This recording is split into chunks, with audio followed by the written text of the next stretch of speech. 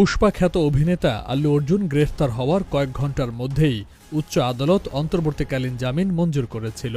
কিন্তু নির্দিষ্ট সময়ের মধ্যে আদালত থেকে জামিনের কাগজপত্র জেলে না এসে পৌঁছানোয় জেলেই রাত কাটাতে হল দক্ষিণী সুপারস্টার আল্লু অর্জুনকে। হায়দ্রাবাদে সন্ধ্যা থিয়েটারে অনাকাঙ্ক্ষিত দুর্ঘটনার মামলায় জেল থেকে ছাড়া পাওয়ার পরই বিস্ফোরক মন্তব্য করেছেন দক্ষিণী সিনেমার সুপারস্টার আল্লু অর্জুন ও তার আইনজীবী অশোক রেড্ডি। ভারতীয় সংবাদ মাধ্যম থেকে জানা যায়, গত শনিবার 14 ডিসেম্বর সকালে জেল থেকে ছাড়া পান পুষ্পা খ্যাত এ অভিনেতা। এতে ক্ষুব্ধ হয়েছেন আল্লুর আইনজীবী অশোক। জেল থেকে ছাড়া পেয়ে আল্লু অর্জুন সংবাদ মাধ্যমে জানান, পুলিশ অকারণেই তার ব্যক্তিগত বেডরুমে ঢুকে পড়েন। অনেক অনুরোধ করার পরেও অভিনেতাকে সম্মান দেখানো হয়নি।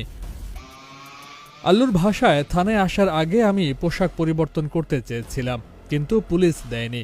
বলেছিলাম আমার সাথে তাহলে একজন লোক দিতে পারেন, আমি দ্রুত পোশাক পরিবর্তন করে আসব, কিন্তু পুলিশ সেই সুযোগটাও আমাকে দেয়নি।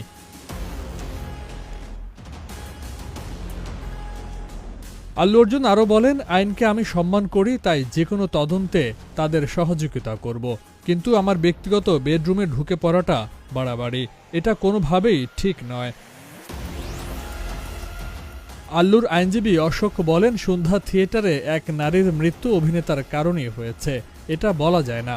পাশাপাশি ওই দিনের ঘটনা মোটেও কারো ইচ্ছাকৃত নয়, তাই আল্লু অর্জুনকে গ্রেফতার করাটা বাড়াবাড়ি। আইনজীবী অশোক রেড্ডি আরও বলেন, গত 13 ডিসেম্বর জামিন পাওয়ার পরও অভিনেতাকে পুরো রাত জেলে রাখার বিষয়টাও বাড়াবাড়ি হয়েছে। এটি অবৈধ আটক ছাড়া আর কিছুই নয়। উল্লেখ্য, 48 ঘণ্টা দীর্ঘ টানাপোড়েনের পর অবশেষে কারাবাস থেকে মুক্তি পেলেন আল্লু অর্জুন। গত শনিবার ভোরেই জেল থেকে মুক্তি পেলেন তিনি। যদিও জেলের সামনে দিয়ে বের হতে দেখা যায়নি, বরং জেলের পেছনের গেট দিয়ে বেরিয়ে গাড়িতে উঠে যান দক্ষিণী সুপারস্টার আল্লু অর্জুন।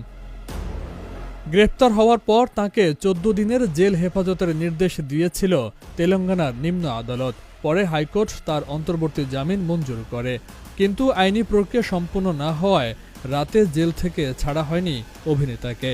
তাকে রাখা হয়েছিল হায়দ্রাবাদের চঞ্চলগোড়া জেলে।